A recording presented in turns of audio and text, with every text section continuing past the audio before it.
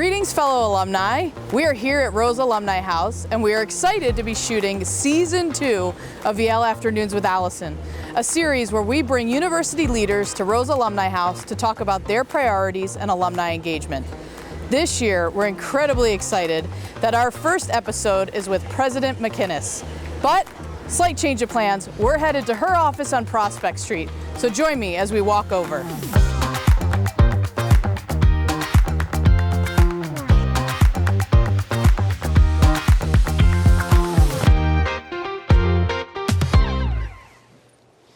President McInnis, welcome to Yale Afternoons with Alison. I'm so glad to be here. We love doing these sessions with university leaders, hearing about their priorities and how alumni can support them. So we're going to dive right in, but first, this is my favorite time of year on campus. I think move-in day at Yale is one of the best days anywhere in the world, which we just saw some great photos of you carrying bags, smiling with students. Any highlights from the opening days at Yale here? Yeah, I mean, the highlights are really more in the aggregate, right? So over the course of the morning, Dean Lewis and I made it around to every one of the residential colleges. And the energy and the excitement, talking with families and new students and what they're looking forward to. And it just is the most energizing feeling, that renewal of why we are all here, which is our students. And their excitement for their journey for the next 4 years is just infectious. I have to admit, I think for a long time, I was like student, and then I now also, as a parent, and you can probably relate to this, very much. Seeing the pride on the parents' faces at opening assembly, I mean, it kind of brings tears to my eyes now, what these families have accomplished together. Yes, it really does for me as well, especially as a parent who's dropped off 2 kids at college. I have one who's graduated and one who's a rising senior. And so I understand very well that complete mix of feelings that you feel on a day like that. The overwhelming sense of pride, but it's also having to say goodbye. It's a lot. It's a lot, but I just love seeing just all of that emotion. I think sometimes we lose sight of that in everything that's going on, and we're gonna talk more about your priorities in a little bit. But you're starting year 2. Yes. Congratulations on year 1. Thank you. I love that we're kind of in our roles, kind of mirroring our timelines together. Exactly. So, what brought you to Yale? Not just as a student, and then as president. Yes. Okay. So we'll start with student. Yeah. So I grew up in Knoxville, Tennessee, and when I was choosing where to go to college, no one talked about the Ivy League, right? For me, it was a big deal to go to college out of state. So I went to undergraduate at the University of Virginia. And it was at the University of Virginia that I fell in love with what I ultimately ended up doing, which is the field of art history. And I had a professor there, the late Christopher Johns, who, when I got around to this, like, how do you keep going in art history? And he was talking to me about getting a PhD. He told me unequivocally that if I could get accepted to Yale, I absolutely must attend. I love that. I knew nothing about New Haven, nothing about Yale. And this is long before there's an internet, right? All you can do to find out about colleges is buy these, like, books with newsprint, and you flip through, and there's like a little picture of Yale, right? Like, that's all I knew. Sure. And so I showed up with my U-Haul, driving up from Knoxville, Tennessee with my dad in 1989. I love that. So fast forward after that, you've had an incredible career at a lot of different places. I'm from Long Island, so Stony Brook, we share a little bit of a Long Island connection. Exactly. But then you get the opportunity to come back to Yale as president. Yeah. And what really solidified that decision for you?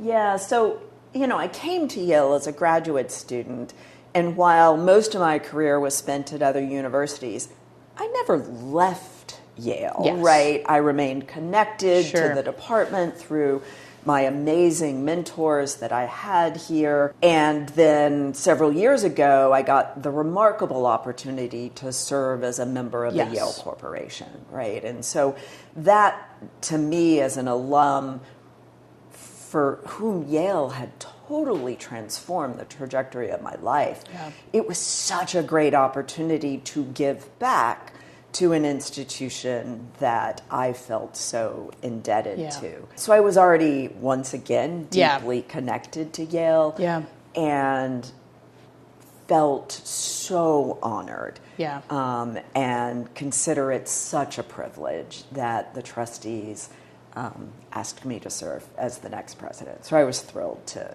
be back here. Well, we're thrilled to have you here. Thank you.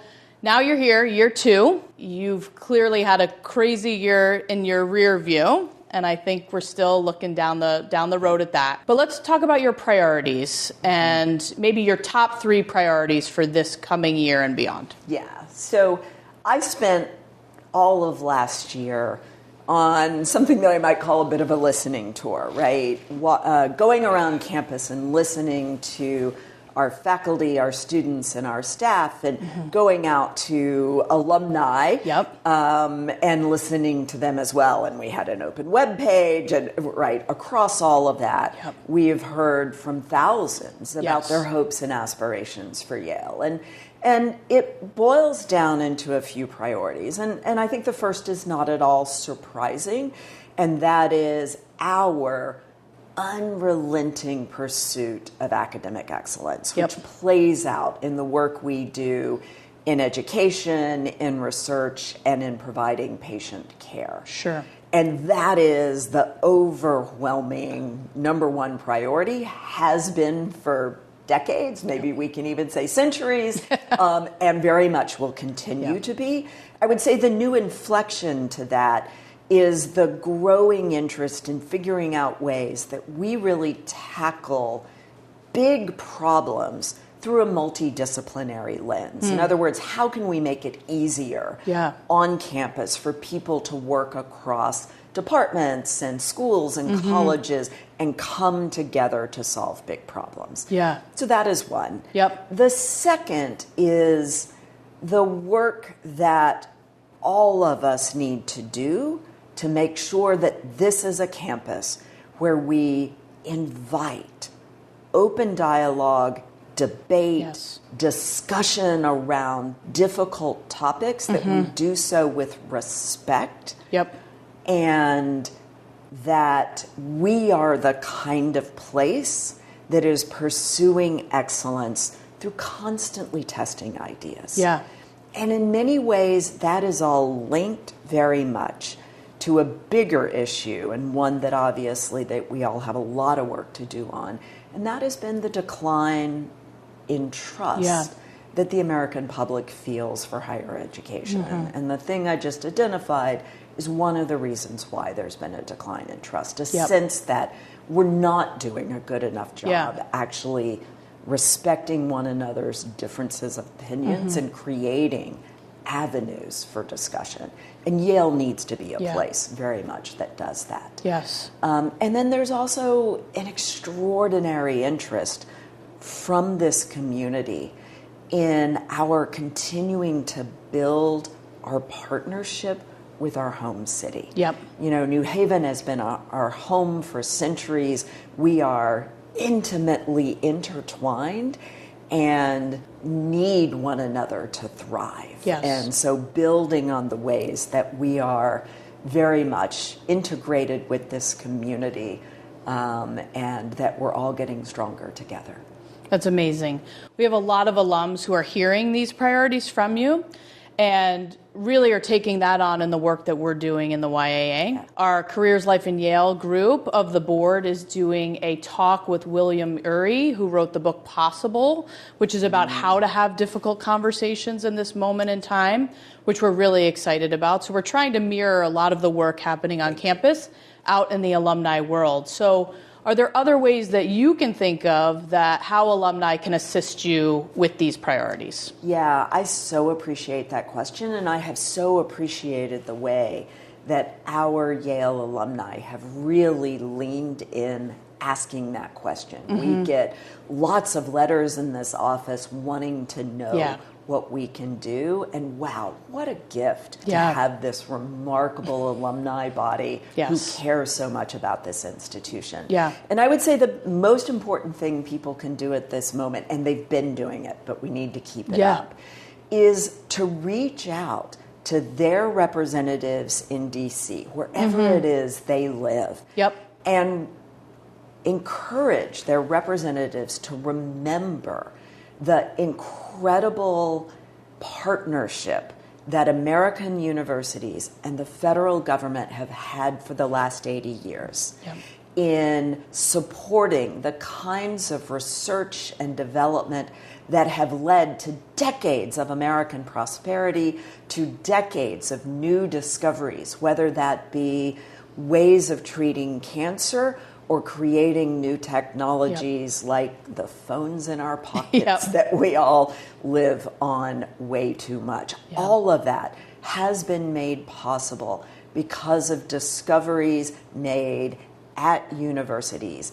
that are part of the educational process. One of the great things about Yale is we have undergraduate students, graduate students, postdoc, faculty working together to develop these discoveries or to create the works of art that help us understand our moment and that lift the spirit. And that whole breadth of work is what happens at American universities. I know so many of our alums have called their representatives and are so anxious to help in this political moment. For those who have done that already and want to keep helping well into the future, what are other ways that you see for them to help with your priorities? There are so many, but they're mostly about the broad topic of connection, like the ways that they can stay connected to this community. So it might be through a local club. So I know, as I've moved around in the different communities, I attended many Yale Club events, and they're so great because you get to meet this remarkable range of people with whom you all have this shared love and affection for the institution. And it's a great way also when you're coming into a new community or a community you've been in a long time to be connected. So shared interest groups, Yale clubs, coming back for reunions, participating in other YAA events, going on travel trips, all of that keeps building this community of Yale that is so important. In more individual ways, serve as a mentor to a student. Talk to somebody who's interested in going into your field. Even those just individual one-on-one connections makes Yale such a stronger place. I love that. Thank you. So show up at your regional clubs, join your SIGs. There's so many ways to build connection with Yale and make sure that we're spreading the message of all the great work that's happening here. As we're talking about alums, is there an alum who has done exceptional work on your behalf since you've been here at Yale as president? Wow. There's probably a lot. There are so many. I think it's way too many to mention or to pull any one individual out. But this has been part of the unexpected joy of this job, has been the opportunity to interact with so many of our alumni, whether it's here on campus for reunions or a variety of student-focused events, move-in or family weekend, because it's great to see the number of multi-generational Yale families that we have, or whether it's as I travel around and meet with alumni around the nation and actually around the globe. And just so many people who give so much of themselves to making sure that the opportunities they were able to experience as students are available to a new generation of students. And that commitment is part of Yale's excellence. And you know that better than anybody. I think being a trustee is such a huge volunteer role that sometimes we forget that you all are volunteers, and the amount of time and energy that is being put into that work is really, really significant and kind of the culmination of a volunteer experience. So thank you for doing that, and thank you to the trustees for all the work that they do, because it is volunteerism that we really represent here at the YAA. So we're going to get into the fun part of Yale Afternoons with Alison, Okay. and these are the questions that we ask everybody. There's no wrong answer, but some people will like some answers better than others as we get into the meat of it. I'm sure. What is your favorite spot on campus?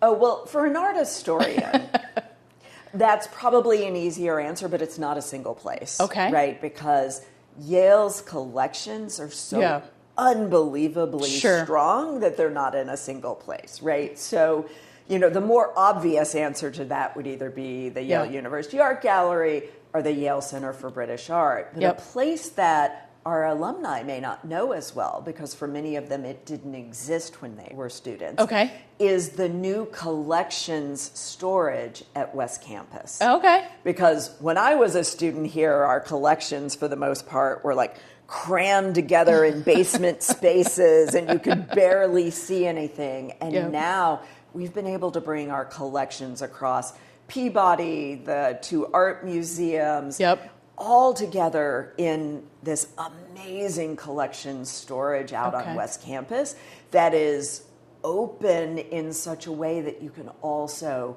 see so many of the objects. And you can get tours out on West Campus. Oh, cool. Okay. And so that, in many ways, I would say is my secret little favorite place. That's a great one. I actually didn't know tours were available. So, folks, come get a tour of the West Campus spaces. I have to say I can relate a little bit as a former athlete that I don't have one favorite spot, but any place Yale teams are winning, go to any of those. Yes. So I feel the similar vastness of that. Do you have a favorite Yale memory? I know it's a hard one as president to lock in.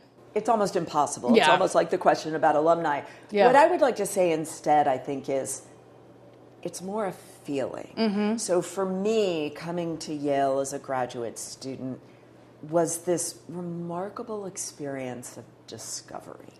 So whether it was crawling through the furniture storage collections in the basement on York Street, or the storage vaults of colonial Massachusetts silver, or crawling through the attics of Connecticut's oldest buildings with Professor Abbott Lowell Cummings. It was just this remarkable, almost everyday sense of discovery that really is the gift of education. That I would say is my favorite Yale memory, because it is something that has defined my life ever since. I love that. I think of my Yale memories almost by like era in which I'm over time. I do always have to share this one because Julie Andrews received the honorary degree at my commencement. And it was just, but what was amazing is, old campus filled up, and suddenly you start to recognize the honorary degree recipients on the stage. And old campus broke out in a deer, and the whole started, and she got up from her chair and started conducting the whole of old campus. And that's when I thought my time at Yale was ending, and I kind of realized it's really just beginning. Commencement is just another opening days, another wonderful memory, but I just can never get that memory out of my head. What a beautiful It was so story. good. And as somebody who's very much a musical theater nerd, that's bringing a tear to my eye. It was pretty exceptional. Yes. Can you answer best New Haven pizza place? I'm not sure I could be president of Yale if I were to dive in and get into that debate, right? I can say I have never had an inferior piece of pizza in all the places I've been in New Haven. It is such a deep part of the culture of this town. Yes. They're all great. I think you're smart not to choose. As a and former... what do you say? I've developed the best answer to this question, which is, as a former Stylesian, the Styles Morse Dining Hall does hold up to pretty much any New Haven Well done. place. Well done. All right, last question for you. Yes. What is one item you always have on your desk in all the places you've worked and traveled? Can I do two? Of course. Because they're kind of connected. I love it. So I'll start with a rock that is always on my desk. And it kind of serves two purposes for me. The first is, as a leader, I always like to, throughout the day, ask myself, am I paying attention to my most important rocks? Like the things that are my priorities. I love that. And unfortunately, as a leader, much of your time gets dragged away from your rocks. Yes. But it's a good anchoring thing regularly. But that rock also comes from a very special place for me. So I am a multi-generational American, but most of my immigrants came from Scotland. And my namesake immigrant, my McInnis immigrant, came from an island in West Scotland called Jura. And I know where on Jura Angus was from. My dog is also named Angus. And so Angus came from a little spot in Jura, and so I went back to that place, and I have a rock from Jura. I love that. So some of that is also very much about just family and the importance of family. So the second thing is a picture of my kids when they were young. They are now young adults, but just connecting again with that sweetness of childhood. And just thinking about them, and so family in many ways is what those two things represent. Beautiful. I love that. I actually heard an anecdote from one of your team planning meetings about rocks, and like if you imagine a jar, that you have to put the big grounding rocks in first and then the sand around it. Because otherwise you can't fit the big things in if you put the little things in first. So that was a really great thing that came from you secondhand. But I really appreciate that from plenty of others who are, sort of experts in leadership. But I have always found that a great metaphor, right? I love to it. Keep alive as, I think about how my time gets prioritized. Yeah, well, let's end there. So alums, think about your rocks and your connections to Yale, and we will be back with another Yale Afternoons with Alison soon. Thank you so much, President McInnis. This was wonderful. And we learned that your afternoon drink of choice is a Waterloo strawberry seltzer. Exactly. All right, well, cheers. Cheers. Thank you.